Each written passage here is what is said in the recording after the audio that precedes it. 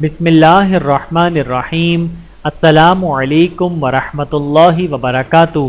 جہنم میں کوئلہ بن کر جنت پہنچنے والے رسول اللہ صلی اللہ علیہ وآلہ وسلم نے ارشاد فرمایا، محدثین میں سے کچھ لوگ کو جہنم میں عذاب دیا جائے گا یہاں تک کہ وہ کوئلہ ہو جائیں گے، پھر ان پر رحمت الہی سایہ فگن ہوگی تو وہ نکالے جائیں گے اور جنت کے دروازوں پر ڈال دیے جائیں گے۔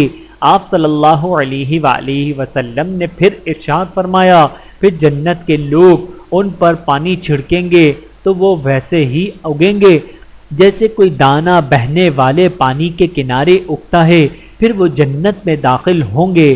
بحوالہ سنن ترمذی، حدیث نمبر 2597۔